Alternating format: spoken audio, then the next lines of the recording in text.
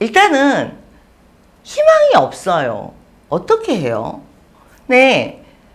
이게 물론 외부적인 위기이기 때문에 희망이 없는 것도 있죠. 외부적으로 뭘 해도 지금 성공 가능성이 있는 일들이 별로 없다 보니까 이걸 한다고 성공할 수 있을까? 뭐 이런 희망, 내가 잘할 수 있을까? 성공이란 게 뭘까? 뭐 꼭 해야 되는 걸까? 자, 일단 희망이 없어요. 부터 시작해 볼까요? 저는 희망이 없어요라는 말은 그건 당연한 거라고 생각을 해요. 근데 다 같이 어떤 속도로 달리다가 이제 갈 길을 잃은 거예요. 다 같이. 이제 경제 위기도 오고 더 이상 뚫고 나갈 시장이 안 보이면서 갈 길을 잃은 건데, 이런 경우에 아주 상위에 이제 한 20% 정도의 분들한테는 이게 불리하겠죠. 빨리 난 치고 나가서 막 성공을 해야 되는데, 근데 나는 나같이 평범한 사람들한테는 그런 게 좀 기회였던 것 같아요. 그러니까 예를 들어서 저는 이제 한국에 있을 때 20대 때 뭐 좋은 대학을 나온 것도 아니고 하다 보니까 희망도 없고 뭘 해야겠다라는 것도 없고 낙오가 됐다고 생각을 했어요. 그러면 그걸 딱 인정을 먼저 했어요. 난 낙오가 된 거야. 일단 지금 성공이나 희망은 나한테 없어. 뭔가를 위해 노력해야 될지 난 모르겠어 라고 해서 아예 백지 상태부터 다시 시작을 하는 거죠. 그래서 이제 외국에 나가서 천천히 영어 공부도 하고 아르바이트도 하고 경험도 쌓고, 제가 좀 그리고 공부가 눈머리가 터지는 스타일이에요. 그래서 경쟁이 너무 빠르면 못 따라잡아요. 그런데 일단은 내가 낙오가 되고 모든 게 약간 멈춰져 있다라는 느낌에서, 자, 다 같이 멈춰져 있어. 그럼 나한테는 이게 어떻게 보면 유리한 걸 수도 있어요. 왜 그러냐면 2, 3년 동안은 다 지금 당장 취업하기는 힘들어. 좋은 데를 들어가기는 힘들어. 세상이 멈췄어. 이러면 내가 그 시간 동안 낙오되어 있었던 것들을 이제 메이크업을 해서, 그게 영어가 됐던, 경험이 됐던, 경쟁력이 됐던, 독서가 됐던, 눈머리가 터지는 사람들이 있어요. 자격증을 따던 뭐 이런 식으로 해서 그 멈춰있는 시간에 나는 움직이는 거죠. 조금씩.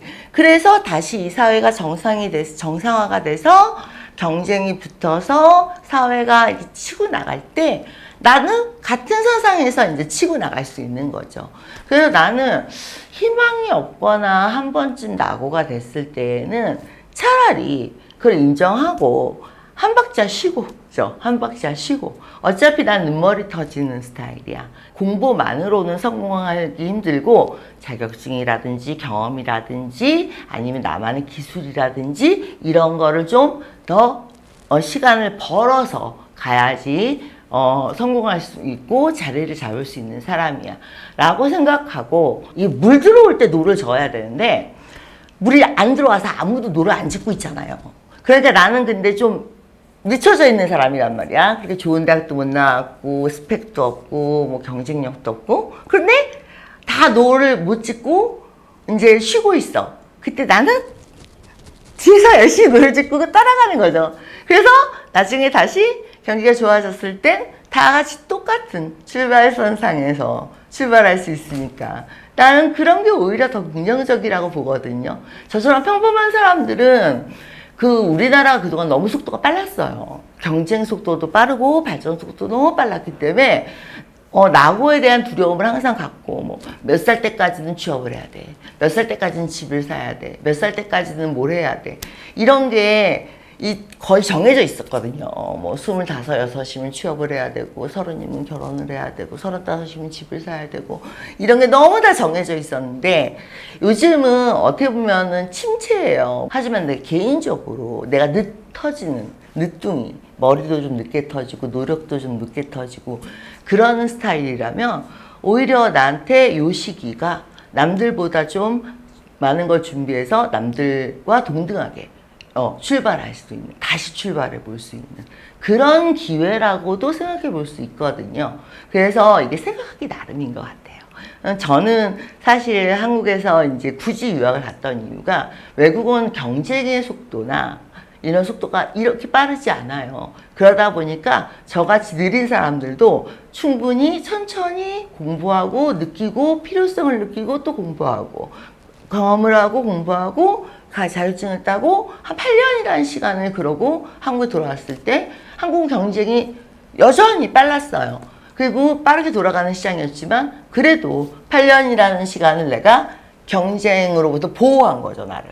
그래서 좌절하지 않고 낙오하지 않고 혼자 조용히 꾸준히 노를 저어서 그래서 한국에 돌아와서 경쟁 시장에 뛰어든 거죠. 그래서 이런 것들을 어떻게 보면 나한테 맞는 시간을 쓰시면 돼요. 이 시간을 나한테 맞게. 내가 좀 느렸던 사람들한테는 나는 어떻게 보면 이게 유리한 시간일 수도 있다라고 저는 좀 그렇게 생각하거든요. 그러니까 희망이라는 건 어느 각도에서 보느냐의 문제인 거예요. 내가 현재 위치에서 지금 당장 결과만을 놓고 보는 것보단 전체 그림을 놓고 봤을 때 지금 쉬어가는 타이밍?